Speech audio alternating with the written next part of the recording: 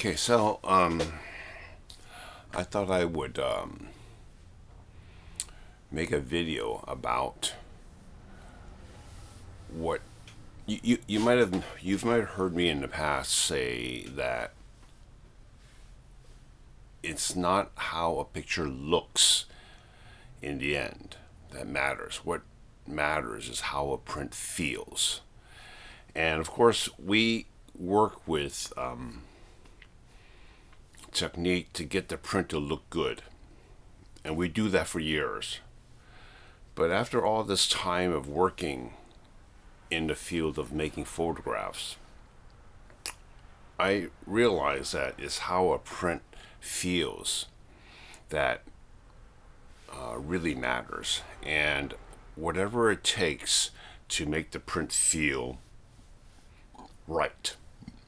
And a lot of times, what gets in the way of getting a print to succeed are distractions. I keep talking about that, and those of you the few of you who've been following me, know that that's how I talk. And it's kind of like watching a movie. When you're really immersed in a movie, whether it's in a theater or at home, and you're engrossed in a movie and it feels real. You're experiencing real terror or real happiness or sadness or whatever the movie conveys to you. It has a real effect on you, and that's what makes that's what's the difference between entertainment and art. Okay, because art emotes an emotional response from us. And when you're watching a movie and all of a sudden the DVD freezes, or it stops, or something happens, and you go, "Oh yeah, it's just a movie." So that's a real strong distraction. That's an example of how what you don't want in a photograph. When a photograph works, it just works, and you can look at it every day. 5 minutes, 10 minutes, 2 seconds. You pass by and it brings out a real response from you. And that becomes very valuable when the feeling you get from a photograph or a painting or sculpture or whatever is real. And it improves your life. So I wanted to talk about that. And about a year ago, I looked at everything I had done with Robert Cameron's original films, and I had done, I don't know, 80 black and white negatives from 80 of his slides, and I made prints, and a lot of them just, after all that work, it just didn't work. It wasn't, didn't succeed for me. Because Bob really was a color photographer. He shot everything in color, except for his Louis Armstrong, which, of course, in 1941, there wasn't color film available. So that original was one of Bob's originals that's in black and white. But everything else he shot was in color. So because I don't print in color anymore, and also I love black and white, I love the durability of it, the stability of it, knowing that it's going to be, if it happens to survive, you'll still see an image 1,000 years from now. And I know none of my color prints will last that long. I really like working in black and white. So I took images I thought would work, and I made black and white nags, and I worked on them really hard, and I made these prints. And in the end, I wound up with 28 that I thought worked pretty well in black and white, and I called it Robert Cameron in black and white. And that was shown in Romania for 1 week, I think. And I subsequently, because I made little 12 by 16 inch prints on 11 by 14 mats, and I thought it was just too small. So I redid it, and I went as large as I could. I printed on 24 by 30, and I mounted them, and it was backbreaking. I'm glad I did it, because when I did it, I had the energy. Now I'm getting older, and it's hard for me to work with such large trays of chemicals, and 5 gallons of water, 3 gallons of chemicals, and pouring it, and, especially when you're washing, and it was so. Anyway, I did that, and eventually I'll like to show that somewhere. But out of the 28, I realized that many of them worked better as color prints. Even though they worked as black and white prints, they didn't work as well. And that's mainly because Bob he saw in color. And I know that from having spoken with him about why he shot this and why he shot that, and and oftentimes it was the color.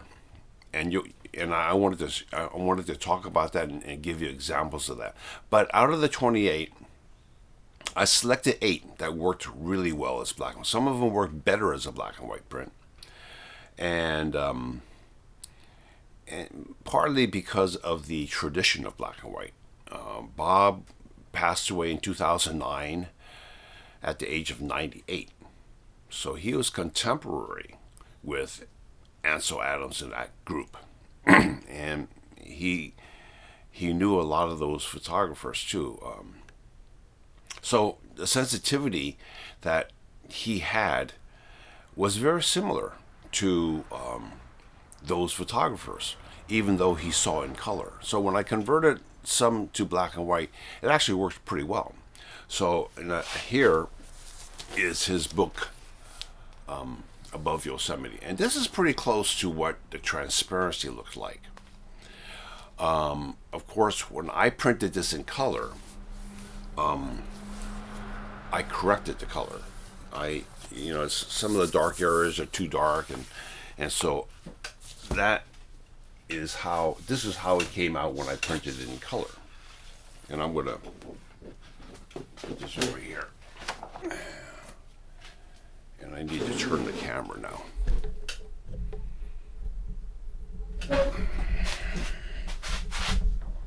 Okay, so that's how it came out when I printed it compared to, and that's kind of what Bob was used to before he met me. And I told him, I said, well, none of your separations were printed. None of the color separations that were made deviated much from your transparency. So basically what his transparency looked like was what his reproductions looked like. You see this green shadow, and and it's because color correction is very expensive. So when he met me, okay, so this is how the black and white came out. So when I did this, of course, Bob didn't get to see it, because by the time I closed my lab and I started working in black and white, Bob had already passed away. I think it was like 5 years after Bob passed that I started to make black and white NIGs. So that's an example of where the color is gorgeous. I mean, it's beautiful. Personally, I prefer the black and white because it harks back to the 1930s and 1940s work of Ansel Adams. As a matter of fact, I use this image in my homage to photographers of old in remembering Ansel Adams. I actually use that in that show. So both good prints, and many of you, I guess, would prefer the color print. I prefer the black and white. Okay, so that's what this video is about. It's about how, and it's not the way it looks, because they both look great. There's detail in the blacks in both prints. There's detail in the high values in both prints. This dark and blue is because I used an orange filter when I made the mask for that transparency. to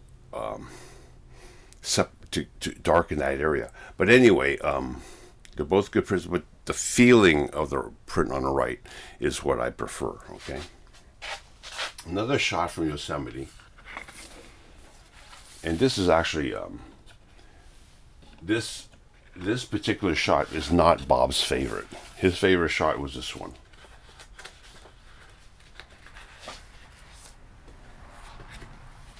Let's see if I can get this to stand up. Yeah.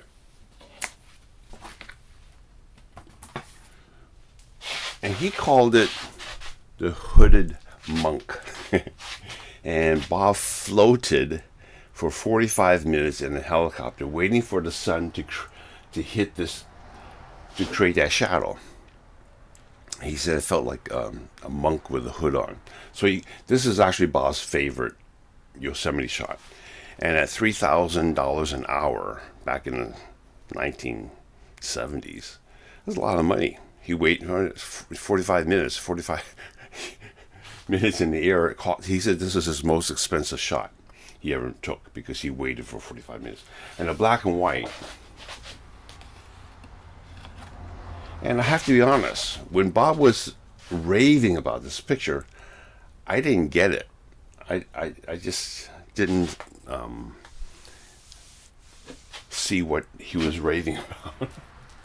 But when I made this one, I immediately liked it. I actually like this better than half dome. They're both half dome, but better than a horizontal half dome. Because now it really feels monumental, much more so than the color print. And it's, again, I mean, they're both good prints. You can see the detail that I brought out. This is actually much heavily masked, more so than this. Okay, I mean, you can see the detail here, but here it's just, so that's another example of the feeling behind the print. That what makes it work for me. You can't shoot downtown in any city anymore. It's after 9/11, but Bob shot this prior to that. And this is downtown New York. That's the Empire State Building. And it's, it's an icon in New York. But when I made the black and white, again,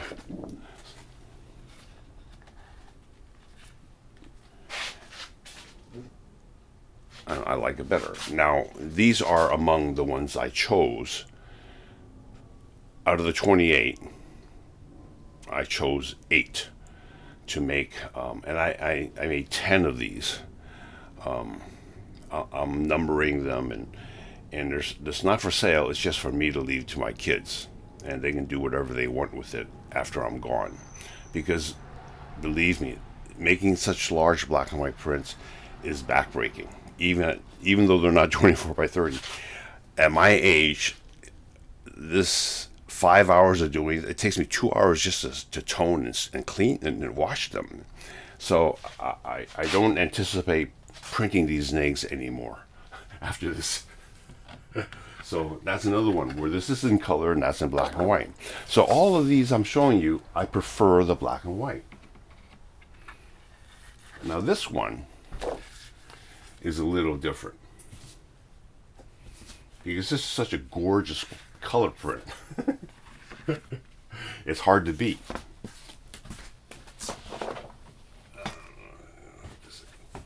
This is on the Kodak metallic paper, and this, you can see this. I printed this before Bob passed away because he signed it. So he calls that cocktail time, and it's gorgeous. I mean, the color, of course. Yeah, and then, but this is printed on a warm tone paper.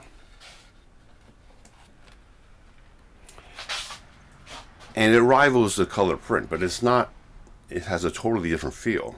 This is really nostalgic.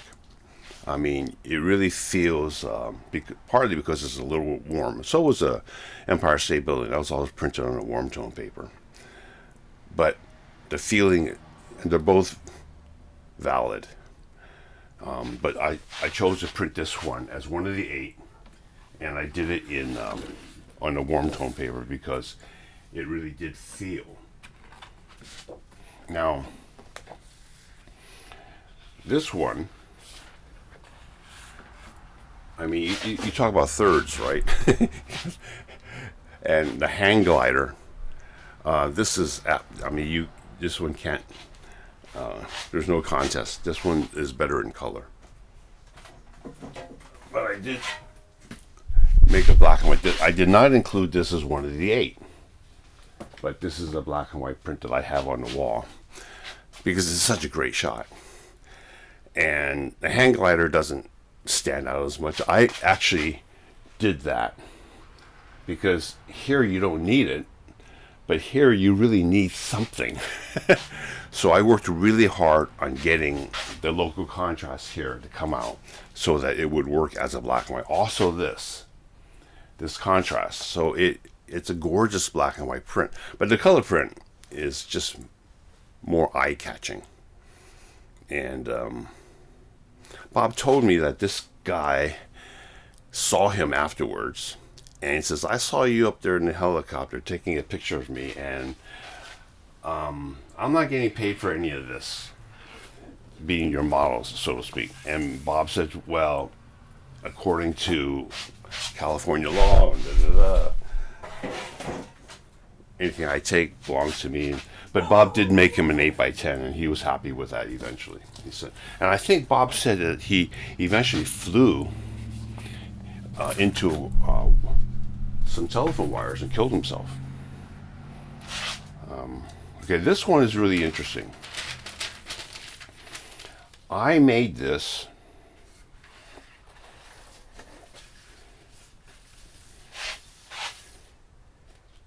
print. I love this print. It was in, this is Transamerica Pyramid in fog.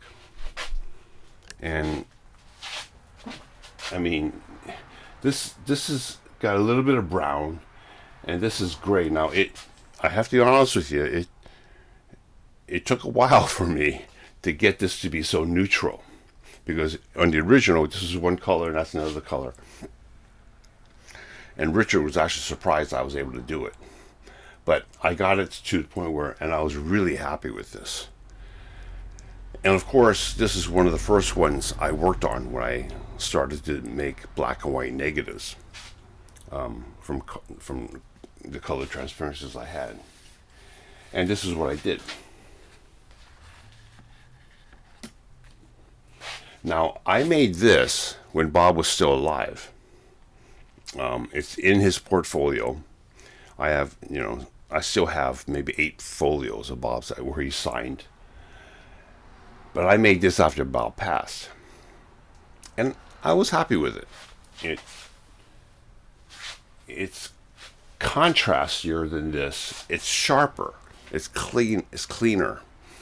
And by the way, when I did this, I had to do it a number of times until I was happy with this. And then when I decided to do these 8 prints, I chose this one. And I had to be honest with myself. And I said, although I like the black and white, I like the color better because it felt more like fog. It felt like the clouds were softer, and so when I went back, I made that maybe 4 years ago, and this was maybe 15 years ago, 14 years ago, or before Bob passed away anyway. So when I recently went back in the darkroom, I had to do it all over again because I didn't want that, even though that's a good print. And this is what I came up with. So it's not as the Transamerica Pyramid does not separate as well as in this print. Okay, but it feels better. It feels more like it's soft, and it's I mean, the detail I worked on to get it out and all that, and it's a good black and white print. It's got better blacks than this. It's got better whites than this, or at least it was the local contrast of the white is better. But this feels better. And it feels like the color print, even though it's not in color. So that's my take on how the feeling of a print is what ultimately matters to me anyway, and it's what determines my technique. So obviously I can make the print either way because my technique is good enough, but I want to make it so that it feels best to me. Now, whether it's you agree with me or not, that's beside the point. We each have to decide what we're going to do as we use our craft. And oftentimes, what people decide to do technically is what they know. 8 minutes and 68 degrees, and this is how you agitate, and it becomes not just a habit, but it becomes the law, right? And we have a tendency to think we know it all. So that when we hear other people talk about how they do things, and it's different than how we do it, we have a tendency to think, well, you're not doing it the best way because that's not how I do it. But ultimately, it's what you want to see on the print. And you don't make a print and you're just shooting digital files and that's fine. But that's not what I'm talking about. What I'm talking about is doing something that's permanent. It is published in a book of Ansel's, and there's a footnote where it describes the silver gelatin print has an estimate. The best estimate they have is after 4,000 years, you'll still have a record, a recognizable record of what that print looked like when it was new. That 4,000 years is longer than anything I've ever read. No painting, no, the cave paintings, because they're kept in the dark, could last that long, but not if you're exposed to, a matter of fact, even the Mona Lisa now, they don't even allow you to put light on because the deterioration of the UV light on the painting itself. But black and white prints have that stability. So be honest with you, with the global warming going on right now, I'm not making prints for the public that's around today. I'm making my prints to survive the next catastrophe that's going to befall us because not just global warming, but the pollution that humankind. And the last time they recorded as the time of Noah, right? So it's happening all over again. So that's my take on how a print feels. And I use these examples to convey. Because it's very hard to describe. It's hard to talk about. It sounds kind of like you're being facetious, how a print feels versus how it looks, right? But that's what I think, okay? So that's my video for today. I'll see you again.